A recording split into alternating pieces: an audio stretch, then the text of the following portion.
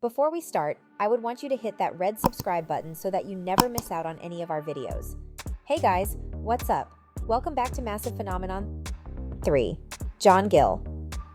John Gill was a young boy who was about to turn 8 when he was murdered at the end of 1888. That winter, while the Ripper was on his killing spree down in the capital city, Gill was slain by an unknown killer. At the time, many people believed Gill's murder was connected to the Ripper killings because of the timing and the brutality. Gill went missing on December 27th in Bradford, a town about 150 miles, 241 kilometers, north of London. 2 days later, his body was found in a stable near his house. The body was laid out in the young boy's clothes, and the crime scene was beyond horrific. Gill's arms, legs, and ears had been cut off. His internal organs were removed and placed on top of him. And sickeningly, his shoes were found inside his chest cavity. Bradford police sought help from a skilled chemist who carefully examined the body and the area around it. He found some clues using a microscope. It turned out the boy had eaten a currant-filled bun before he died, perhaps as a bribe.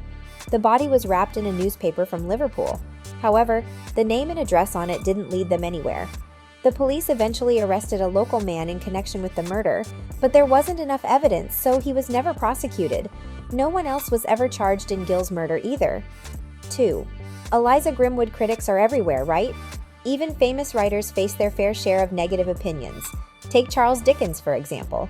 When he released his novel Oliver Twist, many critics were particularly disturbed by the murder of Nancy. This scene was considered too intense by many readers.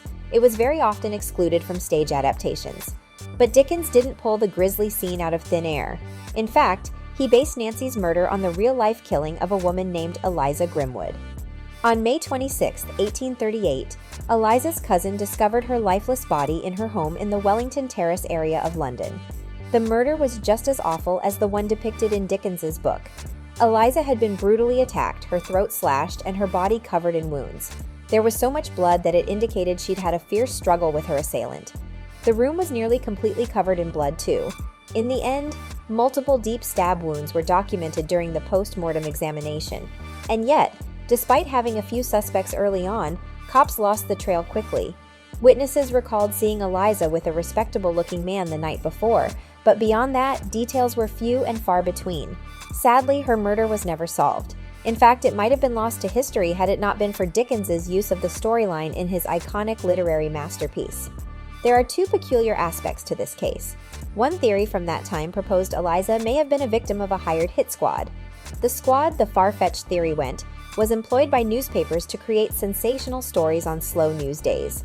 Another intriguing footnote is that the killer may have struck again in a very different way 3 decades later.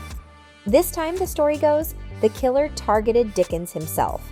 The author had a great fondness for the scene in Oliver Twist, you see. He would regularly perform it on stage with great passion, but there was so much fire in his performance that Dickens's friends believed it affected his health. When he suffered a deadly stroke in 1870, his closest friends swore it was these performances that brought on the fatal blow. 1. Harriet Buswell. Historians occasionally group Harriet Buswell's tragic death with others perpetrated by Jack the Ripper, but if that's true, Jack took a long break from killing after he murdered her. On Christmas morning in 1872, Harriet was killed in London.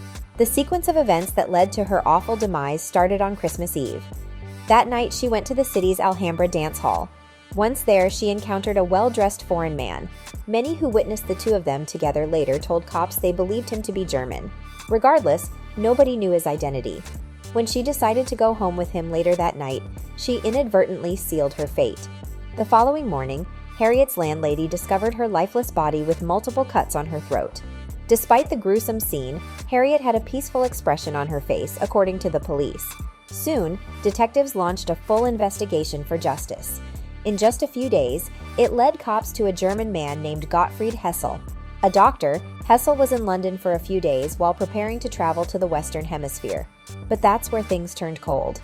In those days, forensic science was not advanced as it is now. To make matters worse, the police lacked sufficient evidence to accuse the upstanding doctor. Dr. Hessel was eventually cleared due to his good character and alibi. The alibi in question? It was provided by hotel neighbors who claimed they saw his boots placed outside his hotel room. The boots supposedly indicated he couldn't have left the establishment to commit the murder. But curiously, the hotel maid testified she had washed several bloodied handkerchiefs for him on the night after the murder.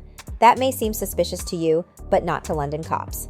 After a brief interrogation, Dr. Hessel was released. After he was let loose, London newspapers criticized the police for suspecting such an upstanding citizen of committing a terrible crime. Gradually, the murder faded from the headlines.